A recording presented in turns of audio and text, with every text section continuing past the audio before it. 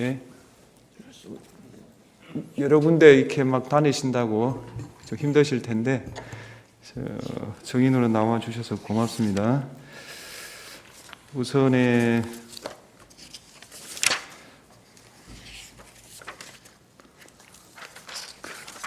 제가 증언 거부권을 고지하겠습니다. 정인의 증언으로 본인, 친족이었던 사람, 법정 대리인, 후견 감독인이 형사소추 또는 공소 제기를 당하거나 유죄 판결을 받을 사실이 드러날 염려가 있는 경우에는 그 사유를 소명하고 증언을 거부할 수 있습니다. 정인이 선서하신 후에 개별적인 신문 사항에 대해서도 같은 이유로 증언을 거부할 수 있습니다. 정인이 선서하신 후에 경험하지 않은 사실을 경험한 것처럼 기억이 불분명한데 분명한 것처럼 그렇게 거짓말하면 위정죄로 처벌받을 수 있습니다. 이해되십니까? 예, 알겠습니다. 네. 그리고 신뢰관계에 있는 사람의 동석을 요구하셔서 변호사님 나오셨죠? 네. 성함은 받아놨나요? 네. 허가합니다. 선서하십시오.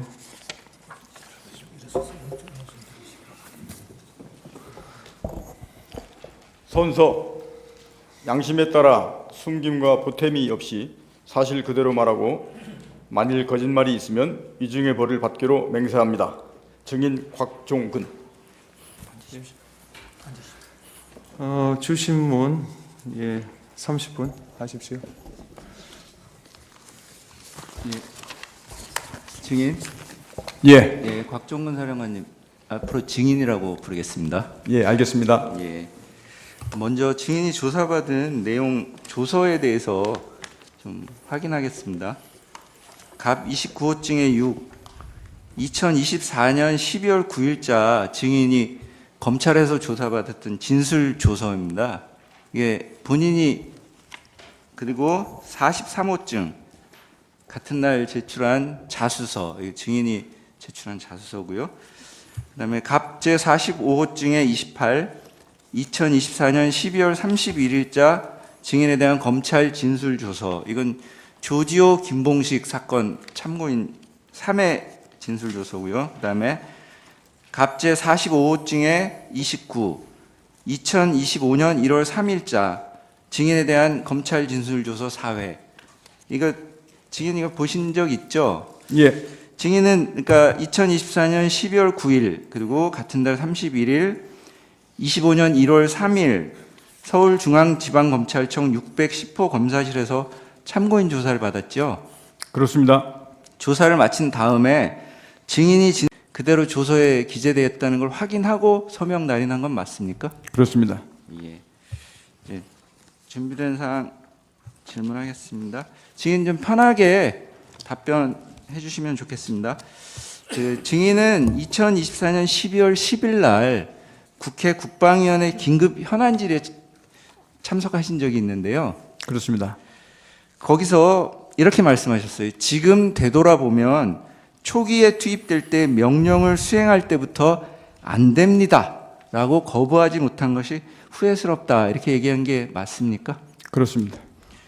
그 자리에서 증인은 이번 비상계엄은 도저히 계엄을 선포할 수 있을 만한 상황과 조건이 아니어서 증인 개인의 입장에서 보아도 발생해서는 안 될 상황이 생겼다고 생각한다. 이런 말씀도 하셨는데 맞습니까? 그렇습니다. 지금 이 자리 오늘 헌법재판소에서 증언한 지금도 같은 생각이십니까? 지금도 저 그 생각은 변함없습니다. 예, 감사합니다. 다음 사항은 일단 넘어가고 사항. 예.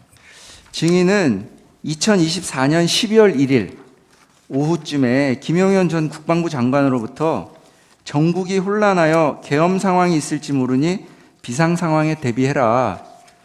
계엄 상황이 발생하면 국회, 중앙선거관리위원회, 과천청사, 관악청사, 그리고 수원 선거연수원, 그다음에 민주당사, 여론조사 꽃제 육군 특수전 사령부 부대를 투입시켜 시설을 확보하라. 이런 말을 했다고 하는데 맞습니까? 예, 그렇게 받았습니다. 예. 위 지시에 따라 그 당시에 증인이 수첩에 뭐 이런 출동 계획을 적어 놓은 게 있습니까?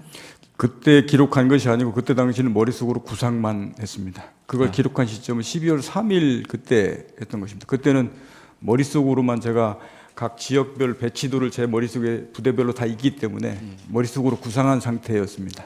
예. 그럼 그 메모는 지금도 있습니까? 그게 제가 압수수색할 때 그 크기가 요만한 손바닥 정도 되는 수첩에 그 파란색 수첩 조그마한 거 있습니다. 그게 같이 압수수색할 때 제출되어 있습니다. 검찰청의 압수수색. 예, 그렇습니다. 예.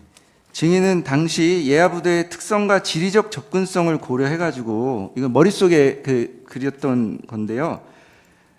1공수특전여단 여단장 이상현입니다. 이건 네. 국회와 민주당 당사로. 예, 그다음에 3공수여단은 여단장이 김정근이죠. 그렇습니다. 여기는 중앙선거위원회 과천청사 및 수원선거연수원으로. 예, 그다음에 제9공수특전여단 예. 여기 여단장의 안무성입니다. 그렇습니다. 여기는 중앙선거관리위원회 관악청사하고 여론조사 꽃으로. 그다음에 707 특수임무단 여기 단장은 김현태고요. 그 특수작전항공단 여기 단장은 김세훈이고 예, 이 부분 이 707과 항공단은 국회로 각각 투입하기로 머릿속에 계획을 세운 게 맞습니까? 예, 그때 그렇게 구상했습니다. 예. 자, 그럼 비상계엄을 인지하게 된 경위를 한번 여쭤보겠습니다.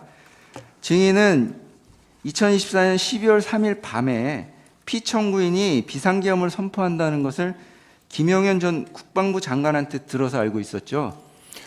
그 밤이라는 시점이 그때 처음 전화온 게 21시 45분경 그때 전화 왔을 때 예. 그때 말을 했는데 당일날 그때 들었습니다. 아, 그때 비상계엄이라는 단어가 있었나요?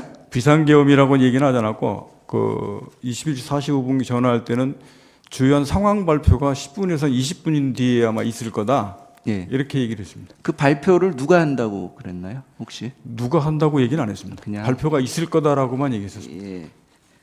그 가항은 답변이 된 걸로 보겠습니다. 나항. 증인은 그러면 24년 12월 3일 날 22시 23분경에 국방부 군사보좌관 김철진으로부터 저기 대통령 윤석열을 여기서는 피청구인이라고 부릅니다. 예, 피청구인의 대국민 담화를 시청하라는 말을 들었죠. 예, 그래서 22시 27분경에 저희 대통령 윤석열의 담화를 보신 거죠. 그때 TV로 말씀하실 때 보고 있었습니다. 거기서 비상계엄 선포 사실을 확인했고요. 예, 그때 말씀하시는 거하고 TV 화면 자막으로 이렇게 비상계엄 빨간 글씨가 떠 있는 걸 그때 제 눈으로 봤습니다.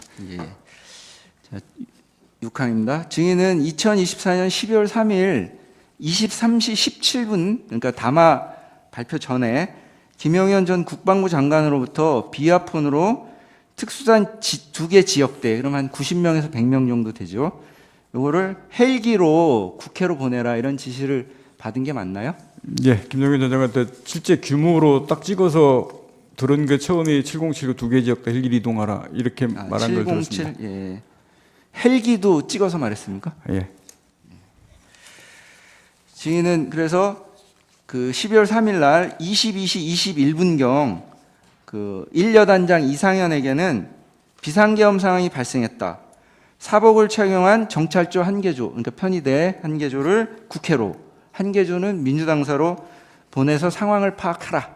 이렇게 지시를 하고 1개 대대를 국회의사당으로, 1개 대대를 국회의원 회관으로 각 출동시켜서 건물을 봉쇄하라.